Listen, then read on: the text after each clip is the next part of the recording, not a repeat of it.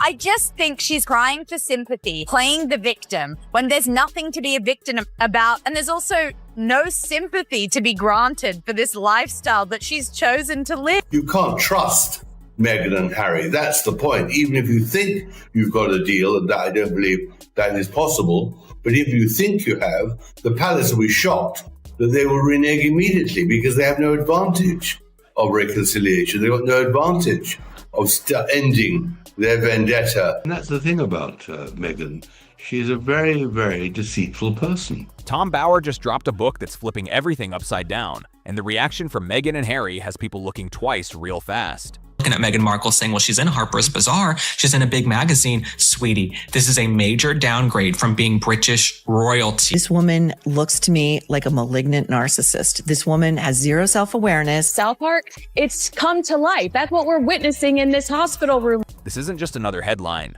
It feels like a full-on exposure that's got everyone locked in and talking nonstop. People are starting to question what's really been going on behind closed doors, and the book digs deep into their world, pulling out details that were never meant to be seen. Now the pressure is rising quick, and the tension is getting harder to ignore by the second. What's really catching attention is how fast things are escalating. Magazine editor that wanted to turn you into a star, that in their cover feature, they actually screw you over in such dramatic fashion that you may end up being stripped of your royal title. That is just what's happened overnight with this extraordinary cover feature on Harper's Bazaar with Meghan Markle as they claim that she's meeting her moment. You know, Meghan's podcast has fallen off the charts. She's been criticized for the content. There are rumors that her As Ever launch wasn't as successful as she considered it. Critically, With Love Meghan was not a success. Reports are spreading saying there's a strong effort to keep certain parts quiet, and that only makes everything look even more intense. When something gets pushed down this quickly, it usually means there's way more happening behind the scenes than people thought. Now everyone's watching closely, waiting to see what unfolds next, because this situation feels like it's only... Let's talk a little Harry and Meghan. Their Archwell Foundation has been declared delinquent by the state of California, meaning it is not in good standing as a charity and not permitted to engage in activities like raising and spending money, pretty much all you would expect a charitable fund to do. That Meghan was warmly welcomed in Britain, that everyone in the royal family tried their very, very hardest to make her feel at home and accommodate her, but that unfortunately Meghan only wanted to be the star and made it impossible for her and the royal family to collaborate. Just getting started. South Park, it's come to life. That's what people are saying, and it shows just how unreal this moment feels. Sources close to the situation are hinting that this could be a major turning point, not just for their public image, but for everything tied to their brand. The timing, the details, the reactions, it all feels too big to ignore. It's uncomfortable, but I don't think, because she's done this before for photos, I don't think that is a real baby bump. I think way too big. It's way too big. And sort of too low as well. Yeah, it's like a metre out there. I mean, It looks the wrong shape. Where's she going to give birth there? Through her knees or something? I mean, that is too... I think there were various things about her sexual life which I dropped out on the grounds of privacy laws in Britain. And if even a small part of these claims holds up, it could seriously change how people view them going forward. Before diving deeper into what's inside this explosive book and what it could mean, make sure you hit that like button and subscribe so you don't miss what's coming next. Because things are heating up fast, and every new detail is turning up the pressure even more. They had one simple job: stay quiet. Guys, an internet glitch on Meghan Markle's website has revealed more than she probably ever wanted people to know about how poorly her business is performing. Yes, oh yes, she tried to really promote last year that As Ever was this massive success. It was selling out left, right, and center.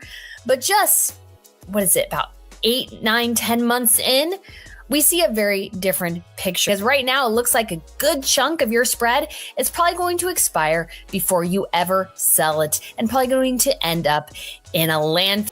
That was it. And somehow they still didn't stick to it. This week, Harry and Meghan released a sharp public statement calling investigative journalist Tom Bower deranged. That one word made people stop, scrolling instantly and pay attention. And this is where things take a sudden turn. The book hadn't even officially launched yet, and within 48 hours, that statement was everywhere online. Instead of shutting things down, it pushed Tom Bower's book straight to #1 on Amazon. They didn't silence the noise, they amplified it without even realizing. But here's the part that people aren't fully connecting yet, and it changes how this whole situation looks. This book isn't just focused on what went down behind palace walls. It goes way deeper than that. It opens up Meghan's life before Harry was even around, and that part of her story has stayed quiet for years. That's what's making everything feel so tense right now, because once those layers start coming out, controlling the narrative becomes almost impossible. Cartoon, it's satire, it is what it is. South Park has done episodes on the royal family, on the royal wedding of Kate and William, for instance, so it's not something that they would be able to sue about, and I genuinely just don't believe it. The book, Harry Must Be Nuts. This is one of the text messages his friends were sending around to each other after Meghan's first introduction to Harry's friends in 2017 during a shooty weekend at Sandringham. Now here's the question that keeps coming up. If the book is packed with false claims, why not take legal action? Harry has never been shy about going to court. He's challenged major tabloids, stood in courtrooms, and spoken openly about press intrusion like it hits close to home. Legal battles have been a big part of his approach, so the silence here stands out even more. So why not go after Tom Bower? But what they need to do is face up to the blackmail that's coming from California and in some way or other undermine Harry's and Meghan's credibility. South Park cartoon, you know, when they on their worldwide privacy tour, and you see this shot where they slice off the head of Meghan's head and look inside and it's empty. Oh no! And that is exactly the issue. They didn't file a lawsuit when Revenge dropped back in 2022 either. They pushed back publicly, called it inaccurate, showed frustration, but still no legal move. And now the same pattern is playing out again, and people are starting to notice that trend. Tom Bower isn't just some random writer sharing opinions. This is where it gets serious. He's a trained barrister with a strong legal background. He doesn't just tell stories, he builds tight cases, stacks evidence, and makes sure everything is backed up. It's ludicrous. It's all about her. And this extraordinary interview with Serena Williams, where the first 11 minutes is all about her, and not about this phenomenal tennis Serena champion. Williams. I mean, so that's why it doesn't work. Yeah. And who'd want to put herself or himself, and always women. I mean, she does have this strange distrust, I think, of men. He's written more than 25 books on powerful figures, politicians, billionaires, royalty, and not one of them has successfully taken him down in court. Not once. Then there's Vancouver, and this part gets messy real quick. Members of the Sussex squad showed up at the Invictus Games, closed in on Tom Bower, filmed him, surrounded him, and tried to call him out online. Last year, she was about to promote her Netflix series and didn't want to, firstly, be seen with Harry, and secondly, didn't want to go somewhere where she'd appear cheap and give it gratis. And this year, she is desperate to be seen. And that she's sitting on $21.8 million worth of product. The goal seemed obvious. Put him on display and embarrass a 79-year-old man in front of everyone watching. But here's the twist they didn't expect. By putting cameras on him at the event, they actually confirmed he was there the whole time. They turned him into a direct eyewitness. The abdication happened because of the American Wallace. That was a catastrophe in a way. But we overcame it, and his successor, George VI, was a terrifically successful king. And of course, the Queen was phenomenally successful. And we'll see what happens. Nobody gave a crap about the box. And Meghan Markle's, I think, whole idea that this was going to be, like, the box was going to be a huge thing. Like, it's a normal box. And I have her dumb keepsake thing from the spread that she forced us to buy for the first round, and it's useless. And so she was kind of a dummy and wildly overstocked the box. Someone who could speak on exactly what happened because he saw it himself. Later, he even pointed out how that moment worked in his favor, flipping the situation in a way nobody saw coming. Now take a closer look at their official statement. It says, Mr. Bower's commentary has long crossed the line from criticism into fixation. Tom, do you think Harry and Meghan are fast learning what they signed away when they took this Netflix big moolah? And I would say they signed away their credibility and their dignity. Well, that's our view, but it's not theirs. They need the money, and they need it now more than ever because they've got no other source of income. So I think they're just stuck with the devil now. They're tied to Netflix, they're tied to their book, and all the criticism they're going to take means nothing because that's the only way they can earn their money. That one line alone has people talking heavy about what might really be happening behind the scenes. But when you break it down, that argument doesn't fully land. He wrote one book about them, then moved on to other projects, including a biography on the Beckhams. She sells 0.03 of her overall stock every day. Now, for a big company, I can maybe somewhat understand that because they're so big, they have so much, like, it's sort of understandable. But I really feel like that is way too much for a small, struggling business. That's not obsession. That's just someone doing his job and keeping it moving. Then comes the word that really stands out, deranged. That choice wasn't random at all. Online, labels like that get thrown around quick, especially at voices people don't agree with, and that word carries serious weight in those spaces. Dropping it publicly sends a strong message, especially when it's aimed at a 79-year-old journalist with a big audience watching closely. Suddenly, the focus shifts. It's no longer just about the book. His job was to go to a new city wherever they were opening up a new Soho house, and his job was to find the best and the brightest of that city to invite to the founding members party. And they didn't just invite anybody. To be a founding member, you really had to be somebody in the social scene of the city where they were open. It's about how intense the response is getting. In British law, the usual move is simple. If something is false, you take it to court. If not, you release a statement and try to control the situation. And that's exactly what played out here. They chose a statement instead of legal action, and people noticed that instantly. That decision alone sparked even more talk about what could be. Was forced to lie on behalf of her principals, claiming, you might remember, Brittany, that there was this special form that the Sussexes had filled in before attending Kris Jenner's 70th, explaining that they didn't want to have their photographs taken. Problem is, it never existed. James Holt, moving back to the United Kingdom, some people believe to lay the groundwork for a potential happening behind the scenes. The book was already being serialized in the Times before its full release, and what's been revealed so far is just the start. One detail that grabbed attention involves Queen Camilla. According to Tom Bower, she allegedly told a close friend, Meghan has brainwashed Harry. That claim isn't coming from a random online comment. Everything Harry and Meghan do is topspin, trying to convince the world, and very often the mainstream media are sucked in, that everything's okay, but it's really not. And the first revelation in regards to Archewell is that the charity is down to just 2 staff. It's tied to someone who has spent years inside royal circles, watching everything closely.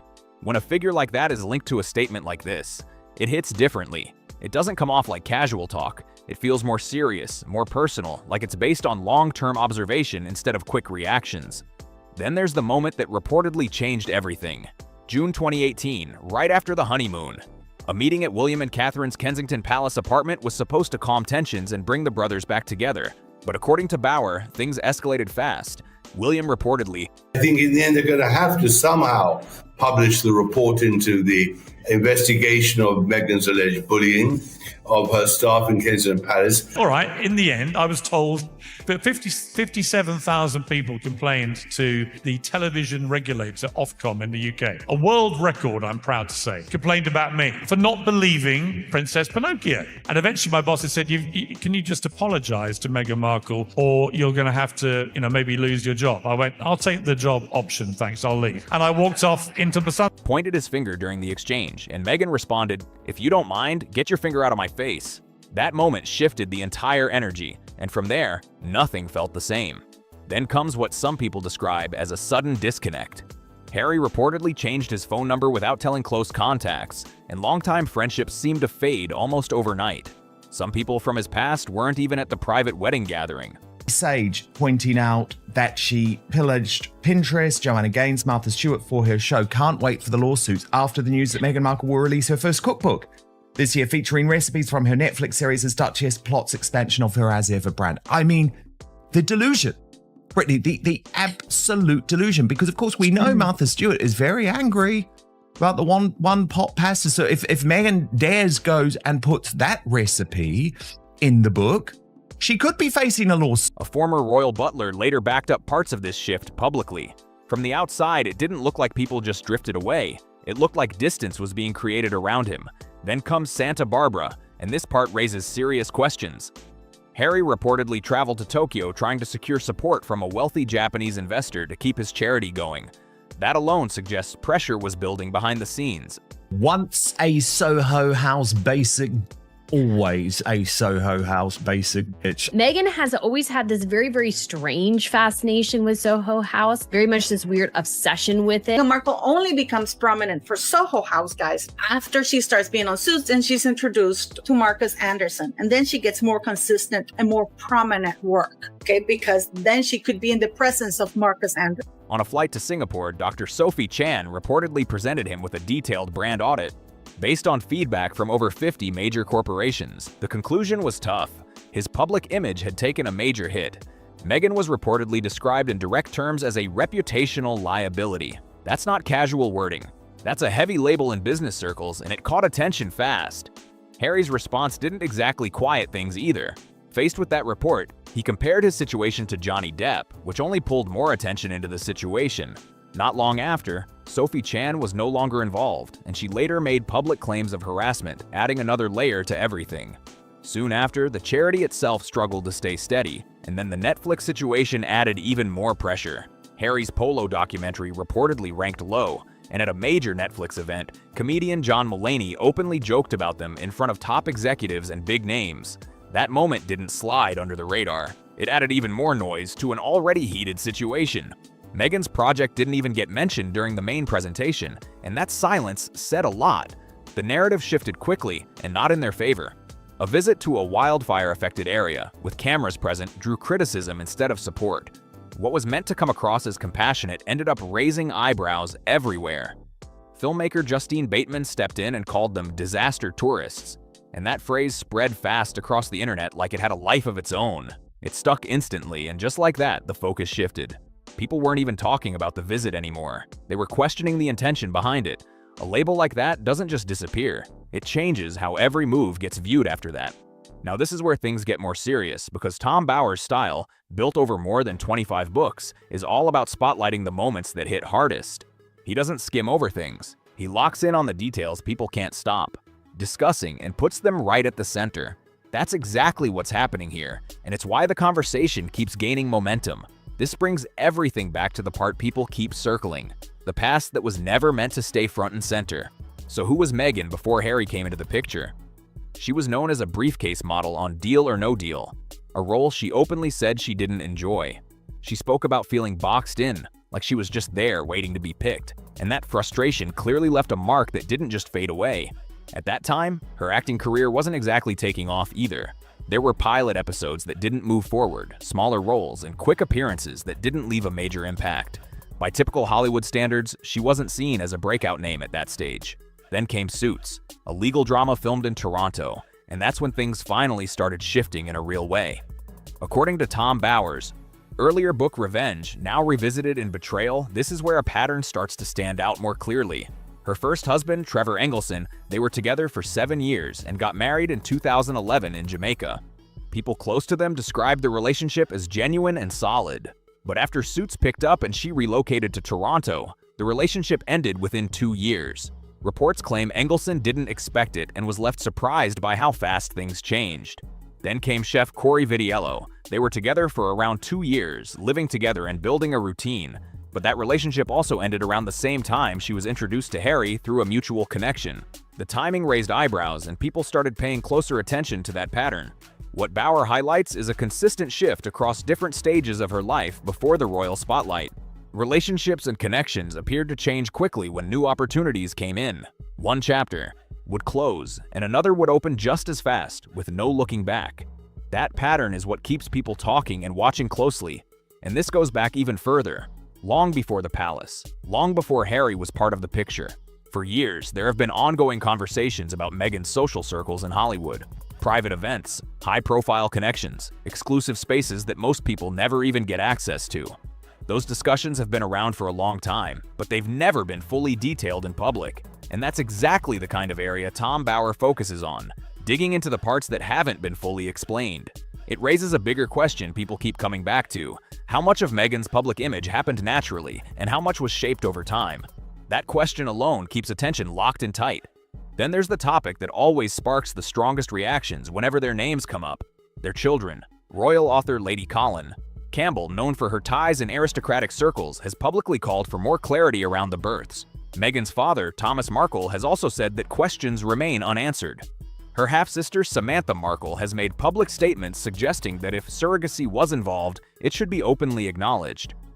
There have also been reports claiming that a senior palace aide spoke to media outlets about ongoing speculation. For years, details about the children have been kept very private, with limited public information shared, and that level of privacy continues to drive strong reactions and ongoing debate.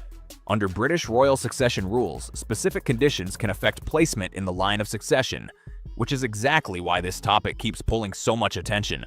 Archie and Lilibet are currently 6th and 7th in line to the throne, and that alone makes anything connected to them a serious point of discussion people can't stop watching. If the circumstances around their children's births were ever formally challenged in a legal setting, the impact on titles and succession could be massive. No doubt about it. That kind of situation wouldn't just sit in the headlines. It would send shockwaves through the entire system and spark even louder debate across the board.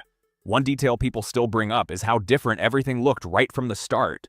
There was no traditional hospital steps moment for Archie, and that stood out immediately because that's usually expected with royal births. The level of privacy felt very different from what the public had seen before, and that contrast is something people haven't stopped talking about. Then in June 2025, Meghan posted a video on Instagram dancing with Harry while visibly showing a baby bump. Some viewers took it as a direct response to long-running speculation, but almost instantly critics started questioning what they were seeing. Others pushed back, saying the assumptions went too far, and just like that, the conversation got even louder and more divided. That reaction added more attention to an already sensitive topic, and what keeps it alive is the lack of a clear, detailed public explanation over time. This specific issue hasn't been addressed directly. Not in the Oprah interview, not in the Netflix series, not in Spare, not in any major public setting. And when something that's straightforward could settle questions, silence often keeps the discussion going even stronger. Tom Bower's betrayal puts a spotlight on the period when these conversations were at their peak, which is why the timing feels so important right now. It ties past speculation to current attention, keeping everything active and adding more pressure to an already intense narrative. And then there's what's coming next. Australia, mid-April, their first visit back in 7 years. The last time they were there in 2018, they were newly married working royals, pulling huge crowds and non-stop media coverage. That moment was seen as a major high, but now, the energy surrounding this return feels completely different. A petition on change.org is already gaining traction, calling for Australian taxpayers not to cover any of their security costs.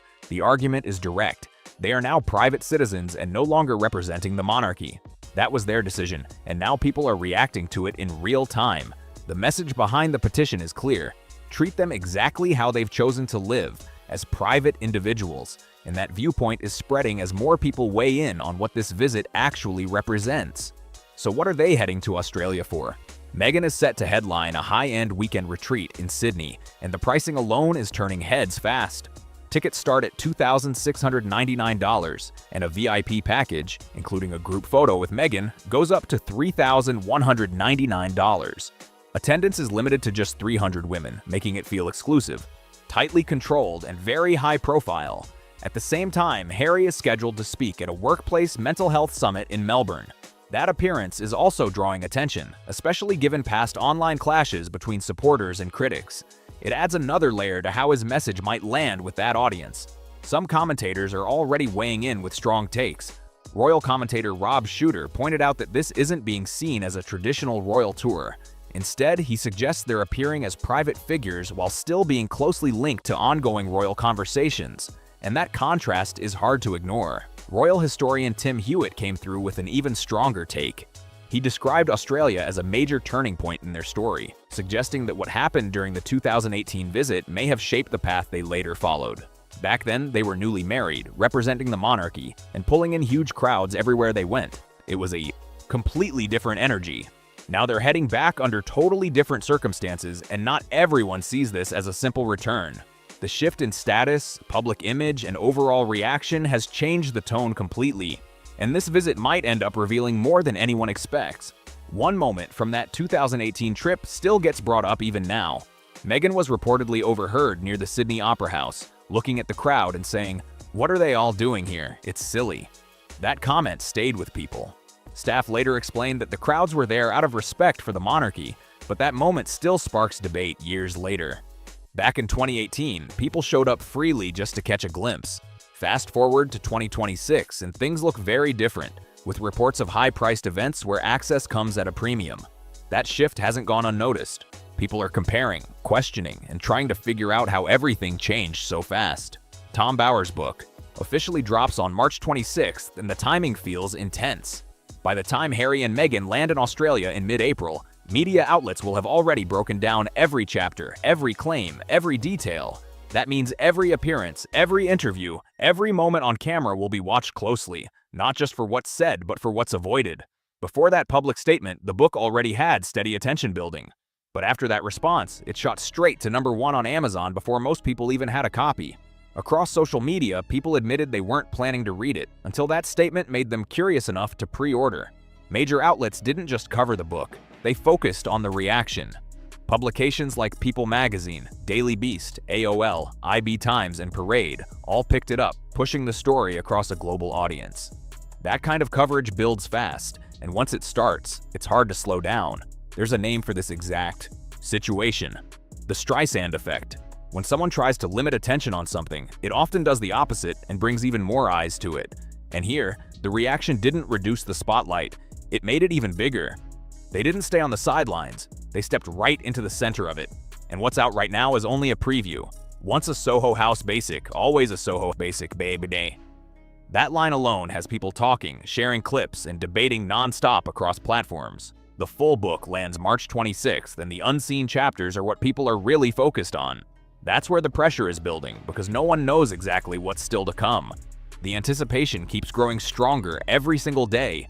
What really stands out is how fast everything escalated, before the full release, before all the details were even public. A strong statement dropped, calling Tom Bower deranged, and instantly attention exploded. The book climbed the charts, and suddenly everyone wanted answers. 7 years ago, Australia welcomed them with huge crowds and open support. Now, there's a petition pushing back, a book sitting at #1, and constant conversation happening across every platform. The contrast is sharp, and people are watching every move closely. Reports of expensive events, past moments being pulled back into focus, and unanswered questions still circulating. It's all building basura and gaining momentum. Right in the middle of it is Tom Bower, with no legal action taken, no slowdown, and no sign of this story fading anytime soon. If anything, the reaction made it even bigger. So now the real question is, what happens next? Will there be a direct response, or will things stay exactly as they are? When the full book drops, will it confirm what people suspect or flip the narrative again?